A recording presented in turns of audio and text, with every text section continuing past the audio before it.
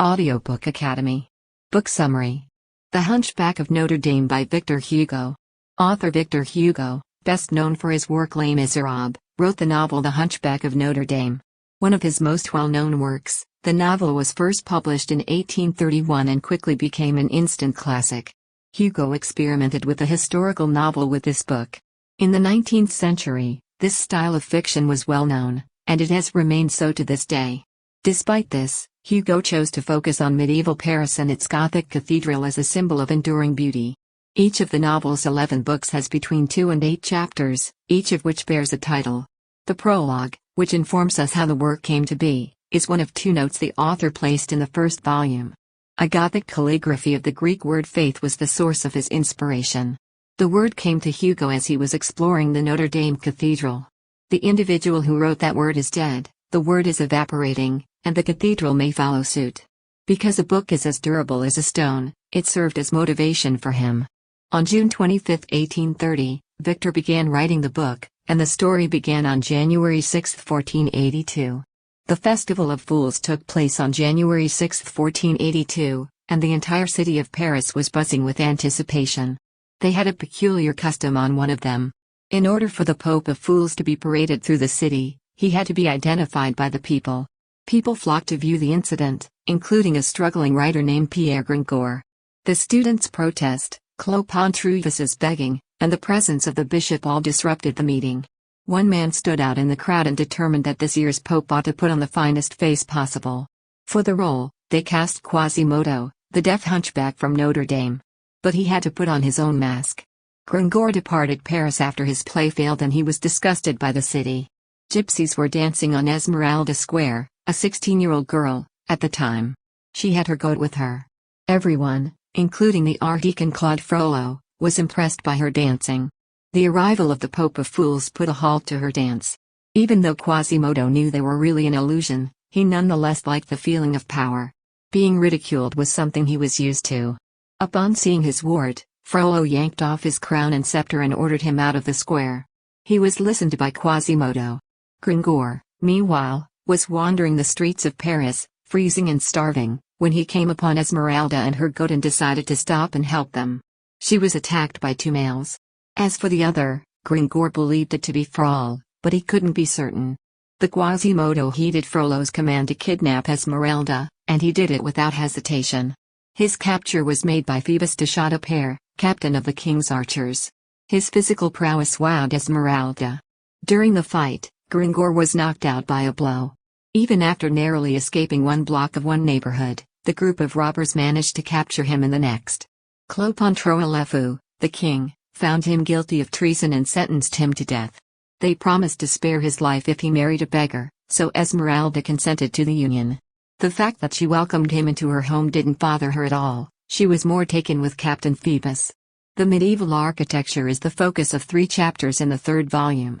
Hugo likened the Paris he was familiar with to that of medieval times. Quasimodo and Frollo's past was the focus of the next book. It was 16 years ago that Frollo discovered a 4-year-old abandoned boy in his cathedral. Quasimodo was the moniker he gave him to protect him. Frollo's parents died while he was a child, and he came from a noble house with only a few members. He also looked after his younger brother, Jihan, when he was away at college. As time passed, Frollo grew into a mature, if eccentric, man who was enamored with the mysterious art of alchemy. When Quasimodo was a baby, he was born with a deformity, and the cathedral was his safe haven. Nobody noticed or bothered him while he was there. Throughout his childhood, the cathedral was his world. He was born blind and hunchbacked as a result of his disability. At 14, he became a bell ringer at Notre Dame thanks to Frollo's tireless efforts to help him communicate. Despite his affection for the bells, his hearing had been severely damaged as a result of their sound. Since then, he's only spoken out loud when he's by himself. A master and his pet were as close as master and servant in Frollo's eyes. Everyone avoided them and made fun of them, but they didn't care. People began to talk about Frollo since he was a brilliant man. A buddy of a friend dropped over to say hello and express interest in learning more about what he was studying. All about Frollo's quest for immortality and the cathedral's vision had been revealed to him by Frollo. In the end, the guest was none other than Louis XI. Quasimodo, who was on trial for attempting to kidnap Esmeralda, is mentioned again. Because a deaf bell ringer was condemned to public humiliation and torture by a deaf judge, the trial descended into chaos. Everyone made fun of Quasimodo as he was being tortured. Frollo happened to be walking by and did nothing to aid. Nobody gave Quasimodo any water when he was thirsty. Esmeralda was moved by his plight and offered him water, which caused Quasimodo to cry. Gila, a witch, then cursed Esmeralda. When Gila was released, she opened the door to her cell but left the window open. She did it because she was so distraught by the kidnapping of her daughter. Because Esmeralda was the same age as her missing daughter, she was particularly enraged by her. A few weeks later, the story continues. As Esmeralda danced, Phoebus stopped by to see his future wife. It didn't take Esmeralda long to realize how captivated she was by the captain once she was invited to dance for them. Phoebus decided to meet Esmeralda despite their prearranged union. A tidbit concerning Esmeralda was gleaned by Gringoire. This particular necklace is what she wears because she feels it will help her track down her family. When Frollo's brother showed up to beg for money, he learned that Phoebus and Esmeralda would be meeting that night.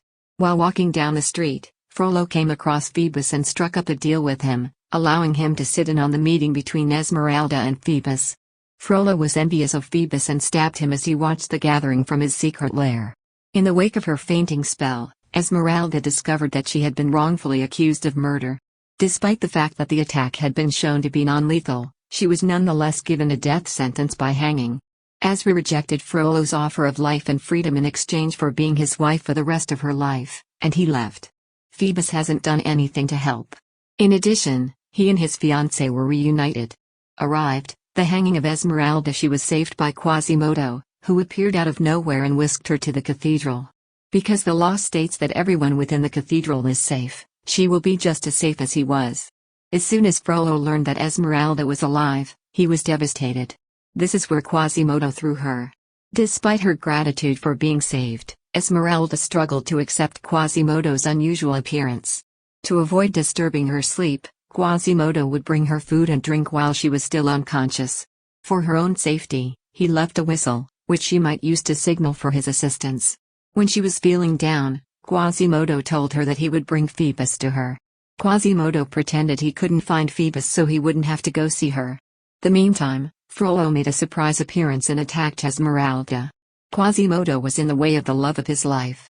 Gringoire was surprised to learn that Frollo had found Esmeralda and was planning to have her hanged 3 days later. In order to safeguard Esmeralda, Gringoire organized a protest march to the cathedral. In the end, the march became an attack on the king and the government. Quasimodo was hurling rocks from the cathedral during the melee, which left many people hurt. The fact that they were trying to save Esmeralda escaped Quasimodo's notice. Gringoire escaped after being caught and nearly slain.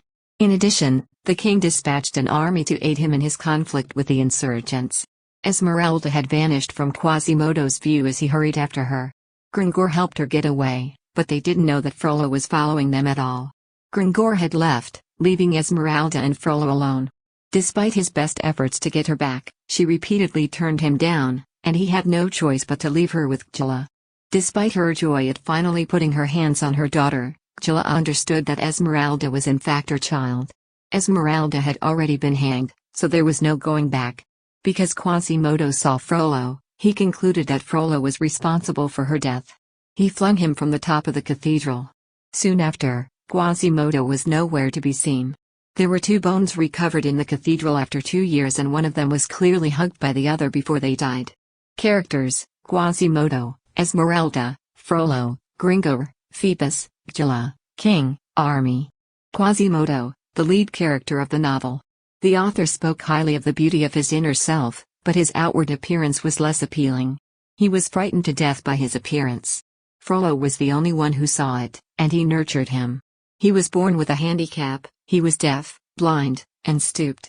When he was 14, Frollo worked tirelessly to help him learn to communicate by putting him to work as a bell ringer at Notre Dame. They made him happy, but they also made him deaf.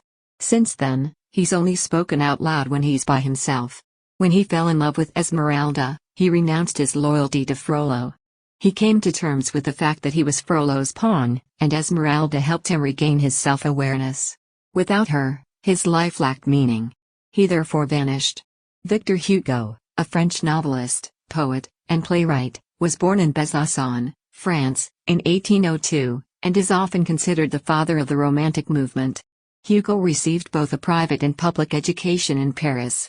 He was a precocious child who decided at a young age that he wanted to be a writer. First volume of poetry, Miscellaneous Odes and Poems, appeared in 1825. In 1823, Hun of Iceland was published, and 2 years later, Bugjargal was published. Hugo argued for a departure from classical conventions in the preface to his lengthy historical drama Cromwell, 1827. The plea was rapidly adopted as the Romantic movement's platform. Hugo's second play, Marion Delorme, about a 17th-century French courtesan, was prohibited by censors. Hugo's poetic play Hernani, which had a best-selling premiere in 1830, was his response to the ban. In the years 1823 to 1843, Victor Hugo published the most works of his career, including The Hunchback of Notre Dame and more than a dozen more novels and poetry collections. He had 5 children with Adé Fouché, one of whom died at a young age and 4 of whom lived to adulthood.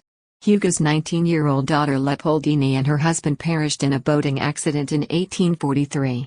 Hugo's grief led him to abandon poetry and become more involved in politics. King Louis-Philippe appointed him a peer of France in 1845, and after the failed uprising against Napoleon III, he fled to Belgium in 1851.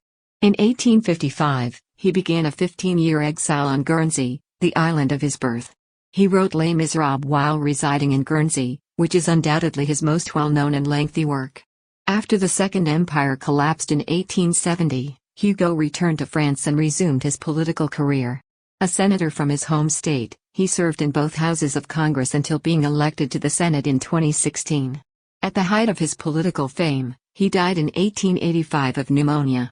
To this day, Hugo remains one of France's most revered poets, thanks to the influence his work had on generations of young Frenchmen. He was laid to rest under the Arc de Triomphe in Paris, where he had requested, and was buried in the Pantheon, the resting place of many of France's most famous citizens, in accordance with his desires. Thank you for listening in Audiobook Academy. Don't forget to subscribe and smash that like button for more content like this. See you in next video.